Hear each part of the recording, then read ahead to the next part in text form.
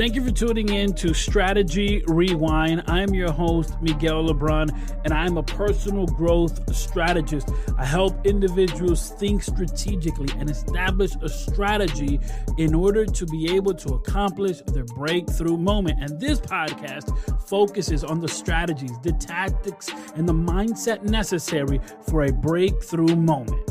Here's what we need to come to the understanding of. It is that expectation and needs are related, but they're not the same thing. Expectation and needs are related, but they're not the same thing. As a leader, I will often address my team and ask, what do you need from me and what do you expect from me? If you're a leader and you're listening to this, I would suggest you do the same thing. If you're a leader of a big group, small group, it doesn't matter.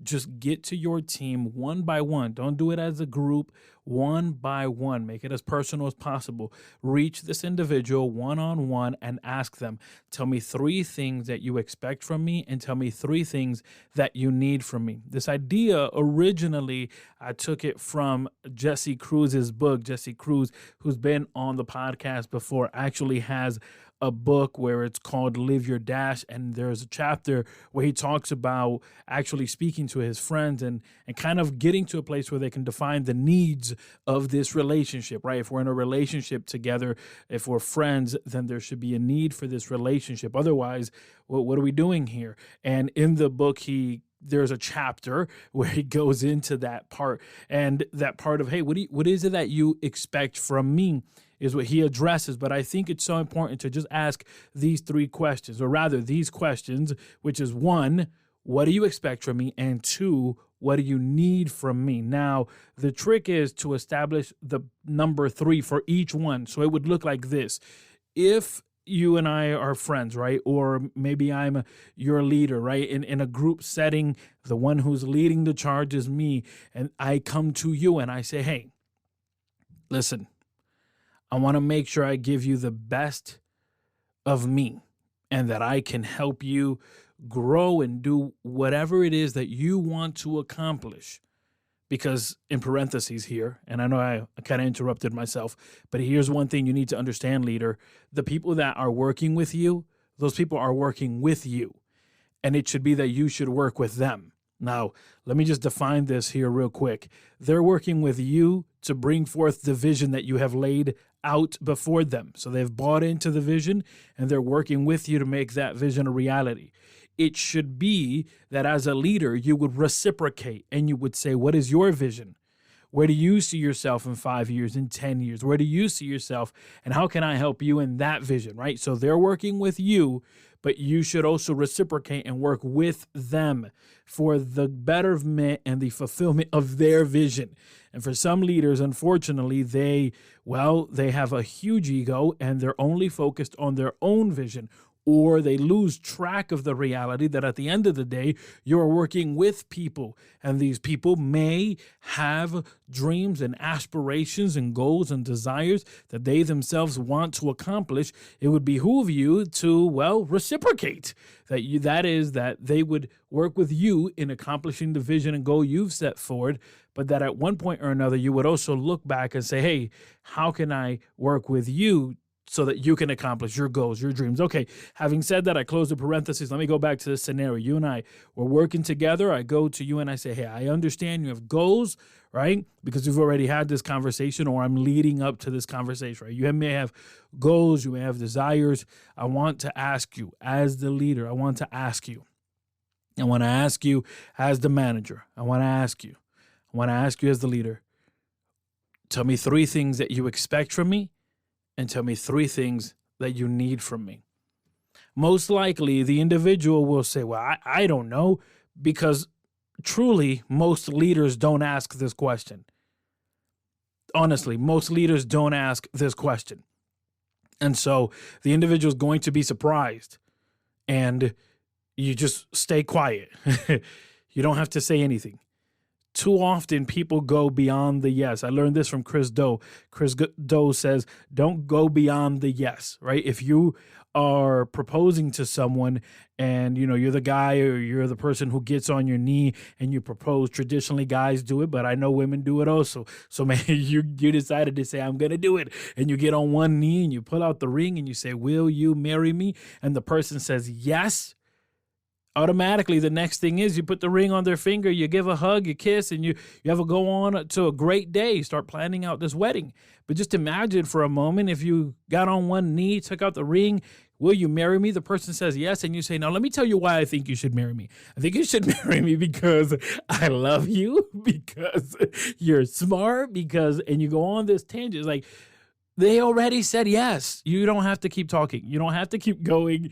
They already said yes. And so going beyond yes is an issue. Oftentimes this happens. And so it's important to know when to shut up. I mean, I don't know how much frank to say it. There is a season for everything. There's a time for everything. There is a time for speaking, and there is a time to be silent. And in the moment that as a leader, you ask the individual, hey, name 3 things that you expect from me, and name 3 things that you need from me. This is the moment for you to be silent. This is the moment for you to be quiet. You want to give them the space. They're most likely going to say they're surprised. They're most likely going to say nobody's told them that before. They're most likely going to say, well, needs and expectations, I don't know. They're the same thing. And they are not. This is what you need to interject because they're not. Let me give you an example how needs and expectations are not the same thing. I need air to breathe. That I need that. My lungs require it. My body needs it. I need air. I expect that air to not be poisoned. I expect that air to not be dirty. I expect that air to be clean. Right? Now, if the air is contaminated, can I breathe? Sure. But is it the best air? No, it's not. Right? I need air. And if the air is contaminated, sure, you can breathe. Long term, though, it ain't going to be what you want. So another example is I need to eat. I need food. I need it. It's fuel to my body. I need to eat. I expect from there to be no poison in my food. Or I expect that when I sit at the dinner table, if my wife has cooked for me, or if we go out to eat, I expect that that food is nourishment to my body, not that it would be poisonous. That's what I expect. Can I eat? Sure. I'm going to take a couple bites and then die. It did not meet my expectations, even though it fulfilled a need. And so this is why it's important for us to get to a place to define the expectations and the needs. And so there is a responsibility that leaders are failing with. There's a responsibility that leaders are failing with. And it is to ask their people, what do you expect from me? And what do you need from me? And then shut up and then be quiet, because you want to allow the other individual, the other person, the space to actually tell you. Now, here's the thing. Maybe you say, well, I'm not a leader. I'm not leading a team. I'm not leading a project. I'm not a manager or a shift manager or an assistant manager, any of those things. Sure. But I'm certain you may be in a relationship. You may have friends. You may have a significant other. You may be engaged or married, or maybe you even have a business partner. And it's time for you to ask the question, tell me 3 things that you expect from me, and tell me 3 things you need from me. This is a real conversation. I'm telling you, as a leader, I've had this conversation recently. I've had it more consistently with individuals where I've been asking, tell me 3 things, what do you need from me? And tell me 3 things that you expect from me. Heck, after reading Jesse's book, Live Your Dash, which is where I got that idea of the expectation. After having read that book, I went to my wife. I said, tell me what you expect from me. Tell me what you expect from me. And we had a conversation. Now, as a leader, I understood, okay, I need to be able to get direct to the question, because oftentimes we don't get the answer we want because we don't ask the right question. And so I think 3 is a comfortable number of expectation and of need. And the question is, again, tell me 3 things you expect from me. Tell me 3 things you need from me. That has to be a conversation. Again, you may not be the person who's in front as a leader, but if you have a significant other, if you have a wife, a husband, if you have a spouse, if you have a friend, a neighbor, a cousin, if you're a mentor, or you have people that look to you or people that call you, it's beneficial for you to ask. Heck, if you're a son or a daughter and you want to call your papa and your mama, right? Or you want to call the person who raised you and say, hey, tell me what you expect from me and tell me what do you need from me. Because oftentimes as sons and daughters, we have all these expectations and all these things that we need and want from our parents, but rarely do we ask them, hey, what do you expect from me? And what do you need from me as a son? What do you need from me to do as a husband, as a father, as a brother? This is a conversation my brother and I have had several years back where just really the expectations did not line up. And you know what? Ownership is on me. It was my fault. You know, before we got married, before I got married, my wife and I got married. He's married also. We've both been married. Well, let me rephrase these sentences. Goodness gracious. My brother has been married for over 10 years. I have been married with my wife for over 10 years. And that phase in our lives for my brother and I was very, it was uncharted territory. And one of the things was that we were always hanging out before he got married and before I got married. And, well, there was these things of redefining expectations. And to be honest, I didn't do a good job.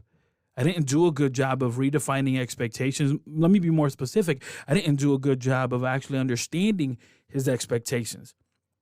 And so one day, he called me out and we had a conversation. And he said, listen, I need it to be that when I call you, you answer, or when you text, or when this and that. And we've been at a point over the years where we've gotten better. And that's not to say that we don't have, siblings situations. If you have a sibling, brother or sister, you know what it is, right? You're always going to have some type of up and down, and that's happened. But we've always come back to the middle and said, okay, here's the expectation, open communication. All right, in the interest of this expectation, here's how I feel. Here's what I think. And we always bring it back to that. So again, if you're listening and you may be saying, I'm not a leader, well, okay, you can still put this into action with your significant other. And let me just say this, you can also put this in action with the person in the mirror. You can put this in action with you. What do I expect from me? And what do I need for me to do? What is it that the person that I want to be 10 years from now needs from me? What do they expect from me? Because I believe that every 10 years you should be reinventing yourself. Or you should be in a different position 10 years from now. And if you look back, you should be in a different position from where you were 10 years ago. But that starts with defining expectation and defining needs. When you set a goal, it's very easy to just say, well, I want to set this goal and that's it. You have to define the needs and define the expectations. I want to go ahead and start doing X, Y, Z. Okay. What do you expect once you start doing this? And what do you need in order for this to take place? Expectations and needs. It's a powerful conversation, and I think we need it now more than ever. So get to the person that you are close to. Get to the person that you love, that loves you. Get to the person that needs you, that you need. Get to the people in your circle, because it's important that you surround yourself with people that would nourish your vision. And it's important that not only would you work towards your breakthrough moment, but that you would ask the people around you, hey, what do you need? What do you expect from me so that you can have your breakthrough moment? Needs and expectations. It's a powerful conversation. Today's conversation was necessary, and I believe it's pivotal in your journey. But the question is, what's next? Where do you go from here? The next step is for you to set up a free 30-minute strategy session. Head over to MiguelLebron.com or click on the link in the show notes. It's necessary for you to take all of the things you've learned and apply them so that you can have a breakthrough moment.